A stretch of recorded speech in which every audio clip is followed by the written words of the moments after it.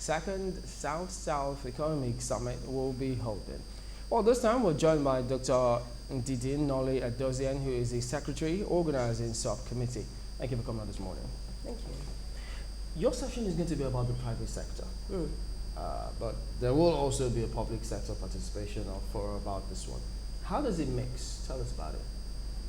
How the public and private sector mix? Or what are you going to focus on with the private sector? Well, I think that the first thing that's important to note about the summit is that it really is a private sector driven initiative. Yeah. It's been wholly funded by the private sector. Yes, of course, the state government will do basic things like security, etc. But we've raised the funding. We've gone out of our way to bring world-class speakers because we believe that Delta State can stage a world-class event to host the entire South-South. We have speakers like former mayor of, as you know, we have three themes: security, investment, and development. So on security, we have Rudy Giuliani, the former mayor of New York, who is obviously very well known in terms of bringing security together there, and the 17th Joint Chief of Staff of the US, Admiral Mullen, who will be speaking at the same time as our own national security advisor. So in other words, just to deal with the issues of security, because the South-South has come a long, long way. So the perception of the South-South as a very insecure, unfriendly place for investment is not a true perception. And that's one of the main things we want to change. And that was one of the real reasons why we wanted world-class speakers here. That was a private sector initiative.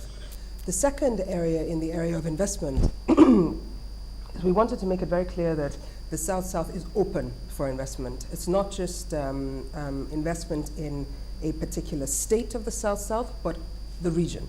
And so it's very strongly driven by the governors of the braced states, and also driven by the private sector that has invested and will continue to invest in the region. And so for that we have John Lipsky coming in, the first DMD of the IMF, and also Paul Kagame, the president, who decided, even though he was only going to come in for half a day, that he was going to spend entire 2 days because he was so impressed with the agenda and with what we were putting forward. And the last bit of it is investment. And I suppose that's where the private sector comes in. And there you have to bear in mind that this has really been put together by a committee of the Economic Advisory Council with lots of leading members. I mean, you recognize quite a few of the names. So the reason why we have channels here is because the chairman is Nduka Obaigbana, and obviously we're not going to get away without having a lot of media. You know, all of this would amount to naught if we don't get to see some kind of results at the end of the day. Good because point. if you're bringing all of those people to talk, we all know what the president of Rwanda has done after the genocide in that country, the kind of magic wand he had to bring that country back from the brink. And we all know what the mayor of New York, former mayor of New York did after the World Trade Center and all that in 9/11. But when they come finally to talk here and say things to you, as well as Professor Wale Soyinka, because we've always talked in the country, people say, after all this talk, what will make the South-South Summit different from all the talks we've ever had in this country? It's a very good point. It's a very good point. And I think that the first speaker you had before me was the DG of Braced. I think the fact that you have a regional approach to development is very important. I agree that talk is cheap, okay? And really, we've got to show the results. And I think that this time, this summit, having moved one step further, first of all, it's a second summit. So there's a certain continuum there. Secondly, there is a matrix that has actually been built in terms of being able to benchmark, not just within the region, but in specific states. Different state governors have taken different initiatives. For example, in this state, in Delta State, we use the green, amber, and red on specific projects. And at the end of the day, you've got to be able to measure output. You've got to be able to measure results. And the reason why the private sector is coordinating this is because it actually wants to hold state governments to ransom to say, listen, we said we were going to do this. We said we would focus on security, investment, and development.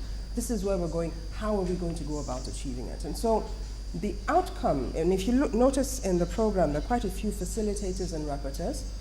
The outcome is really to be able to document. There's a lot of time for discussion with very, very high-level speakers. and each of them chaired by the governors themselves. So the governors are coming to the table saying, listen, we can't do this alone. We need the private sector. The private sector has come to the table by saying, okay, we will back you by helping you organize this event. This is not a government-funded event. The fact that we have planes, chartered planes going every day from Lagos and Abuja up to Asaba and back in the evening is to make sure that we have the right caliber and quality of private sector participation. What exactly has boosted the confidence of the private sector to be able to do this? Nigeria, what was it Aliko says? Nigeria is the world's best kept secret. It's the truth. I think what has held us back in the South-South so far is security. That's been a big issue. I think that, recently River State had a conference where it was saying, we're open for business. This is Delta State in the South-South region saying, we're open for business. Amnesty was useful. We've made investments. There's a PIB going on. We're reviewing the entire, petroleum and oil resource sector. But beyond that, we're saying, look, our region is not just about petroleum resources. There's a huge opportunity in gas and even greater opportunities in agriculture and agro-allied industry. We've also got to look at infrastructure. First of all, we know that the more infrastructure we build, the more jobs we create. One side show to this is there are 3 different components of something we call the Youth Summit. So there's a Youth Summit that's helping small and medium businesses get online, build websites, and actually make their presence known in a cashless economy. There's a second part of it that takes the kids out of school and begins this thing about building entrepreneurship in the universities at the graduate level so that they're not going out into the world looking for a job, but they're looking to create jobs. And the third component is really the Saturday evening concert where we've got creative entertainment, musicians, fashionista, actors, Nollywood, on stage telling their story and then entertaining. Because there's a whole creative industry that we haven't exploited. That's very important that you do all of that because from the region, we've seen the region produce some of the finest comedians, some of the finest actors and musicians. Absolutely. But how well do you, because these are people or individuals who help themselves to relevance, to be in the spotlight. Exactly. What about that girl, that boy in the South who has no potential to lift himself or herself out of this region? Because in every country there is always a headquarters for showbiz or for anything. And if Lagos is the headquarters for show business, how do you help this child to go so that everyone can see this child not even in Lagos, but at the world stage?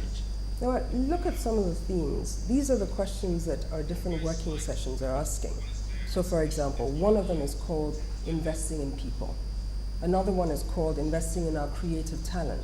Another is called investment finance and the missing middle. If we don't invest in our youth, if we don't invest in the SMEs, we cannot grow. We're looking at power and infrastructure because you can't grow businesses without power and infrastructure. So in other words, unless we take a comprehensive and holistic approach to development, and unless we say, yes, there's a strong Lagos, yes, there's a strong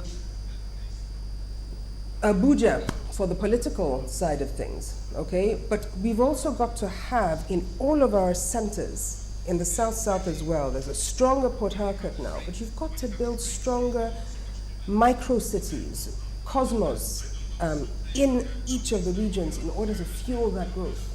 It would seem that this is a planting season for Braced. When do you hope to start to reap the fruits of your labor? I'm not Braced, I'm private sector. Okay. So what I can say is for the South region, I think it's a planting season in the sense that, no, I don't think it's a planting season. You think I you're think that what has happened is that the South region formed Braced after the first summit. I think what they then did is they reached out to the private sector. And we started this conversation, you asked me about what is the link between private and public. And I'm saying that today, if you look at the organizing committee that put this together, for example, the managing director of Bank of Industry, Mr. Putsu, or Bismarck Rawani, Financial Derivatives, or Dario Tubu of Access Bank and Insurance, myself, Nduka Obaibena, you've got a cross-section of private sector entities and individuals working with the representatives of government to put together a fora which addresses not just the larger Nigeria, but the larger world, and puts on the table a world-class event, first of all, to say we are here, and we can actually host and stage such an event. We can actually attract. Normally when people come and they see, when they leave, that's when they become creative. That's when you can disabuse them of the fact that actually this is a very insecure place and you really don't want to go down to the South-South. So what you're doing is putting your integrity on the line almost, trying to ensure that people are seeing what the real South-South is. Yes, the private sector has put its integrity on the line. Not just its integrity, but also its finances. In the sense that it said, we believe in this region, we believe it has the potential to grow, we're willing to make those investments. And on the public sector side, the governors have said, we're ready, come, we will create the enabling environment for you. But like you said, at the end of the day, we will have this forum, it will be a success, we put a lot into it. What happens next? And that's where the real measure of success will be. And this will also affect the ease of doing business in the South-South. Absolutely. I think what then happens is when you have a forum and if you meticulously take note and take feedback on some of the key issues, for example, infrastructure and power, or finance and investment, or the missing middle, security, development issues. If you take stock of all those key issues, when you begin to collect data and monitor what is wrong, with the right political will, you can then begin to make changes. So I think that the onus will then be back onto the governors to show us that yes, they will make easier for us investment and entry into this market. Bureaucracies have got to somehow reduce so that people can easily just come in, register a company, and then start something without any stress. I agree, and I think that again, what I keep saying is the fact that for such a forum of this nature, the fact that the private sector was asked to come and drive it, I think that's a very positive step. And I mean, we've had several meetings. We had meetings in Uyo, we had meetings in Calabar with all the governors, explaining to them what the concept was. The support that we got was outstanding. If you look at the program of the people that are coming, the number of CEOs across Nigeria that are taking the time to fly out to Asaba, it's unbelievable. I mean, we have 120 people who are, I mean, who you would pay to meet and have a meeting with people who are really transforming this country. And again, I go back to agriculture and agro-allied because it has the best potential for job creation, which is really critical for us at the moment, and also has huge potential for agro-exports and otherwise development. So if you look at the program, the outstanding response of the private sector to come, and that certain people have said, yes, we're due to come for a session, but you know what, we'll stay for the whole 2.5 days. Also the fact that it's ending in this concert, which is also people from the creative sector giving of their time and of their personal experiences to not just entertain, but mentor and say, this is where we started from bare bones, and this is where we went to. You know, if you allow me coming here, it will definitely amount to joy at the end of the day for some people, because there's absolutely nothing you do without looking towards profit, some kind of profit, even if it's philanthropism. You expect to get some gains at the end of the day. And from the private sector, huge investment has gone into all of this. What would you call your profit at the end of the day? Well, we're hoping that our private sector sponsors, of which there are many, our largest sponsor is our Summit co-chair. So we've got Summit co-chairs, 3 Summit co-chairs, Professor Shoyinka, Jim Ovia, and Dizani Ellison Madueke, the Honorable Minister. And we're hoping that, one, they will be proud at what we've done with the resources that we've been given. We've been very, very prudent. We actually gave all the resources that came in to an independent project manager. So we've been very transparent, very accountable. We've worked selflessly and hard and philanthropically. And well, I suppose that's what's called national service. And it's for love of one's nation. It's for love of our people.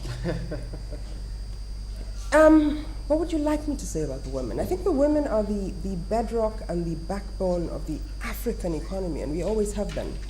And you know, when you look right at the bottom, what holds us all together is women. And I think women are right there. They're right there in the middle of this. There are more than 2 women on the committee, and they're definitely very much a part of all the youth fora and the summit